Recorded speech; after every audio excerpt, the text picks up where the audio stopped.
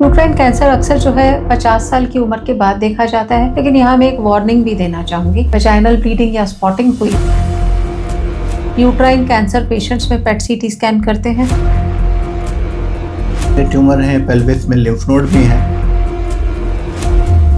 और अगर diagnosis confirm होता है तो इसकी इनर लाइनिंग की थिकनेस क्या है, सर्जरी में यूट्राइन कैंसर की क्या रिसेंट एडवांसेस हैं जिनसे कि यानी जो अफेक्टेड नोड्स हैं उनको हम रिमूव करके टेस्ट करते हैं। क्योंकि वो एक छोटा सा एपिसोड था, उन्होंने उस पर बहुत गौर नहीं किया, पता चला यूट्राइन कैंसर है और वो स्टेज 2 में पहुंच गया है।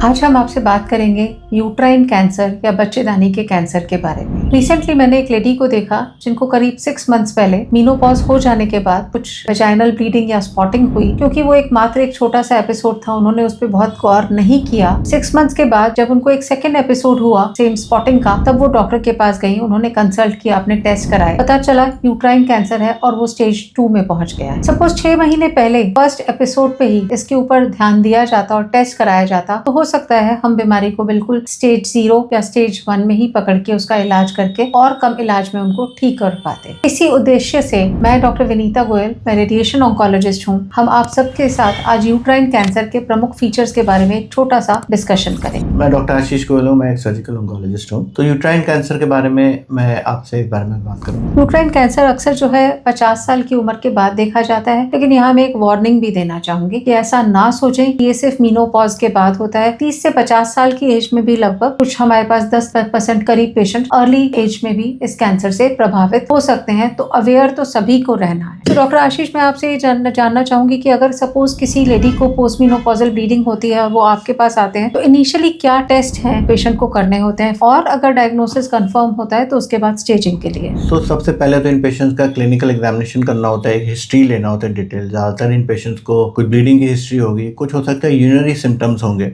यूरिन की फ्रीक्वेंसी ज्यादा है या यूरिन में जलन है, बार बार जाना पड़ता है। तो इसके बाद सबसे पहला इनिशियल इन्वेस्टिगेशन होता है एक ट्रांसवेजाइनल अल्ट्रासाउंड। इसमें हमें पता चलता है कि यूट्रस में कोई ट्यूमर तो नहीं है, यूट्रस की इनर लाइनिंग की थिकनेस क्या है। अगर कुछ भी उसमें सस्पिशन है तो एक MRI विद कंट्रास्ट करते हैं, और अगर कुछ भी उसमें कैंसर की तरफ कुछ सस्पिशन आ रहा है या यूट्रस में कोई पॉलिप या ट्यूमर आ रहा है, तो DNC एंड हिस्टोस्कोपिक बायोप्सी करना जरूरी है। सेकेंड सवाल ये है कि पेट सीटी स्कैन एक कॉमन टेस्ट हो गया है आजकल कैंसर के पेशेंट्स के लिए, तो क्या हम सभी यूट्राइन कैंसर पेशेंट्स में पेट सीटी स्कैन करते हैं? तो अगर MRI पे कुछ बड़े ट्यूमर हैं, पेल्विस में लिम्फ नोड भी हैं, शायद क्योंकि 5-7% पेशेंट्स अपर एब्डोमिनल नोड्स या दूर भी कहीं उनमें मेटास्टेसिस भी पकड़ में आ सकते हैं। I think initial correct diagnosis और initial correct staging goes a long way, making a correct treatment protocol for a patient. तो उसके ऊपर हमारे को 2-4-5 दिन स्पेंड करने पड़ते हैं ये सब टेस्ट करने पे। सर्जरी में यूट्राइन कैंसर की क्या रिसेंट एडवांसेस हैं जिनसे कि पेशेंट्स की रिकवरी फास्ट हो सके? तो ज्यादातर यूट्राइन कैंसर अर्ली स्टेज या फर्स्ट स्टेज में ही पिकअप होते हैं, यानी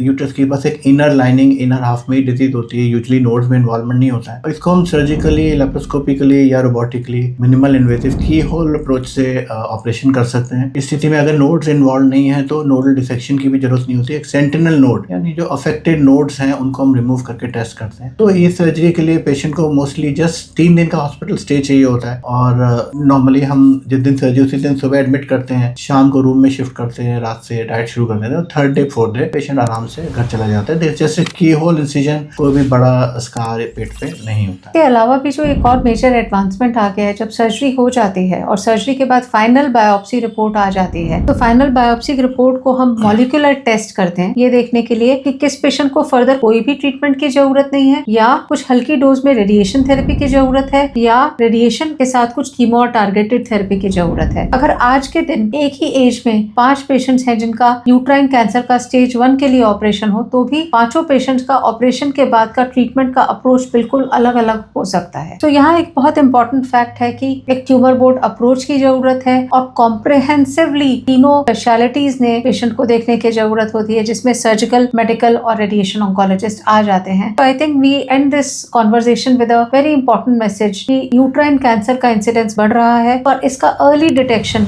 अवेयर रह के पॉसिबल है। It is curable, especially if diagnosed in early stage. Yeah. Thank you. Thank you so much.